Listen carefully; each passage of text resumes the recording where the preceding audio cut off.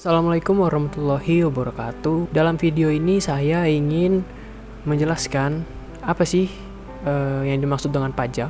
Pajak merupakan sumber penerimaan atau pendapatan yang dapat diperoleh secara terus-menerus dari rakyat dan dikembangkan secara optimal sesuai kebutuhan pemerintah, pembangunan fasilitas, serta kondisi masyarakat. Dana yang diterima negara dari pajak akan disimpan ke dalam kas negara. Uang pajak itu nantinya akan digunakan untuk pengeluaran belanja pemerintah yang tersusun dalam anggaran pendapatan dan belanja negara atau yang disingkat dengan APBN. Nah, selanjutnya ada sumber-sumber penerimaan pajak, diantaranya pajak penghasilan atau disingkat dengan PPh yang diatur dalam Undang-Undang Nomor 17 Tahun 2000. Selanjutnya ada pajak pertambahan nilai yaitu PPN yang diatur dalam Undang-Undang Nomor 42 Tahun 2009. Yang ketiga ada pajak penjualan atas barang mewah atau yang disingkat dengan PPNBM, diatur dalam Undang-Undang Nomor 42 Tahun 2009. Terus selanjutnya ada bea matra yang diatur dalam Undang-Undang Nomor 13 Tahun 1985. Semua sumber-sumber penerimaan pajak itu secara otomatis masuk ke dalam kas negara yang akan digunakan untuk membiayai segala keperluan negara berdasarkan APBN yang telah direncanakan. Penerimaan pajak tercantum APBN. APBN adalah APBN yang merupakan singkatan dari Anggaran Pendapatan dan Belanja Negara, merupakan sebuah wadah yang digunakan oleh pemerintah untuk mengatur keuangan negara. Caranya dengan mengalokasikan dana tersebut ke dalam daftar belanja sehingga pemerintah memiliki landasan dalam membelanjakan anggaran, serta supaya tidak terjadi penyimpangan dan pemborosan dalam implementasi anggaran tersebut. APBN dibuat sebagai anggaran untuk periode 1 tahun. Sebelum diimplementasikan, daftar anggaran dalam bentuk rancangan ini harus disetujui terlebih dahulu oleh DPR. Ketika APBN yang diajukan oleh Kementerian Keuangan RI tidak disetujui DPR, maka sesuai dengan undang-undang yang berlaku, pemerintah akan menggunakan APBN tahun sebelumnya. Beberapa tujuan utama APBN. Yang pertama, memenuhi kebutuhan penyelenggaraan pemerintahan negara.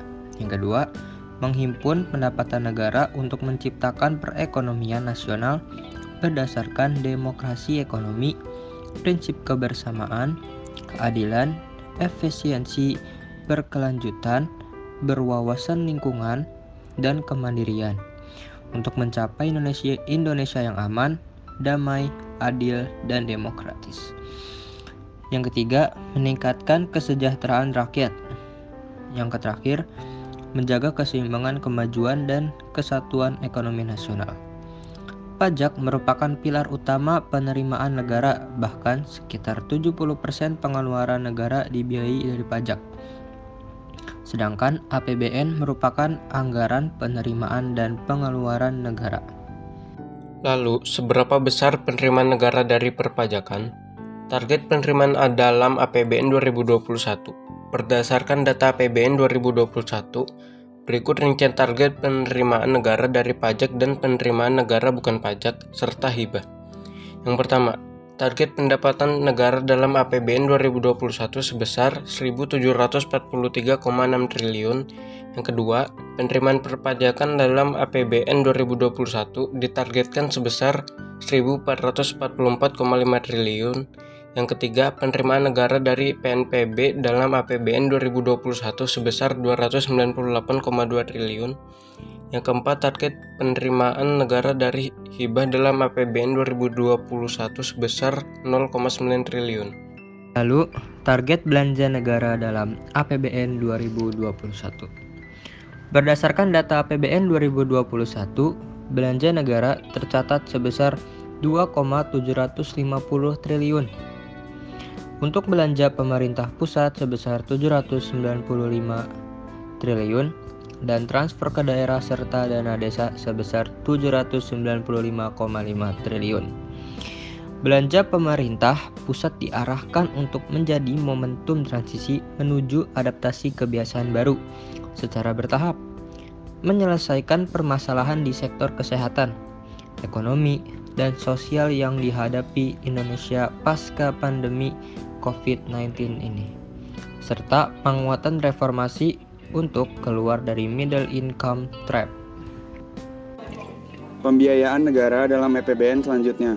Klik pajak akan membahas tentang pembiayaan negara dalam APBN.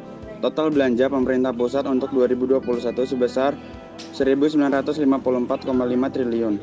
Besaran pembiayaan negara ini dipengaruhi oleh beberapa faktor, yakni asumsi dasar makroekonomi, kebijakan pembiayaan, kondisi dan kebijakan lainnya.